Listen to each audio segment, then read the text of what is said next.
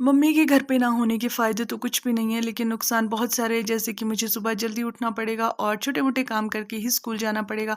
Hey everyone, welcome back to my mini vlog, जिसकी शुरुआत हो रही है सुबह के 6:30 पौने 7 बजे के करीब।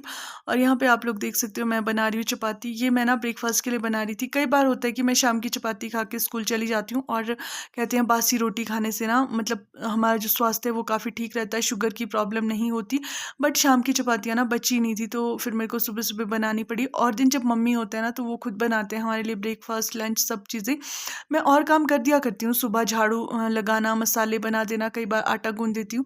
और सुबह-सुबह ना फिर मैं अपना जो पढ़ाई का काम होता है, क्योंकि मेरे को ना थोड़ा टाइम चाहिए होता है अपनी चीज़ों के लिए भी, तो वो थोड़ा-सा मैनेज करना मुश्किल होता है, क्योंकि मम्मी ना ऐसे कभी गए नहीं जब से मैं आई हूँ। वो बहुत रेयर हुआ होगा 1-2 बार जब मम्मी गए होंगे, वो भी शायद तभी अगर मेरी संडे वगैरह की छुट्टी रहती है।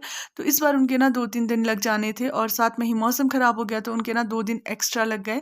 तो फिर इसलिए थोड़ा-सा ऐसे लग रहा था कि पता नहीं हम लोग कैसे ही कर पाएँगे। बट इतना है कि हमारे घर पे ना ऐसी कोई प्रॉब्लम नहीं है कि अगर मम्मी जाएँगे तो क्या ही होगा, क्योंकि हम सभी काम करते हैं, जैसा कि मैं आप सबको बताती हूँ। अब नहीं, हम पहले से ही करते हैं। तो यहाँ पे आप लोग देख सकते हो मेरे भाई लगे हुए हैं झाड़ू-पोछे का काम करने, और मेरी चपातियाँ भी बनकर रेडी हो गई थी। मम्मी गए थे मेरी मामू की बेटी के घर, क्योंकि उसको बेटा हुआ था, और वहाँ से उन्होंने मेरी मासी के घर भी जाना था। और उधर ही मौसम बहुत ज़्यादा ख़राब हो गया, तो वो उधर ही फँस गए थे, इसलिए 4-5 दिन के बाद वापस चपाती बना के जैसे ही मैं फ्री हुई, उसके बाद मेरे को ध्यान आया कि ओहो, शाम को मैं प्रेस नहीं कर पाई, क्योंकि लाइट नहीं होती है। जैसा कि मैं आपको बता रही हूँ, आजकल बारिश बहुत ज़्यादा हो रही है हमारी साइड गांव में, तो लाइट कभी भी चली जाती है और बहुत लेट लेट आती है। तो शाम को ना लाइट चली गई थी, इसकी वजह से मेरा जो प्रेस था वो करने को रह गया था। अदरवाइज़ मैं ना अपनी जो अगले दिन की तैयारी होती है वो पहली शाम को ही करके रखती हूँ, ताकि सुबह मैं टाइम से जा सकूँ। और मेरे को ना जाने के लिए भी काफ़ी ज़्यादा दूर है, 2-2.5 घंटे का रास्ता है अगर मैं पैदल जाऊँ। बट हाँ, ये कि आधे से मैं गाड़ी में चली जाती हूँ, तो मेरा मतलब आधा पौना घंटा बच जाता है। तो 1-1.5 घंटे का सफ़र जो होता है वो मैं रोज़ तय कर, इसलिए रोज़ सुबह मेरे को ना स्कूल के लिए निकलने की जल्दी लगी रहती है।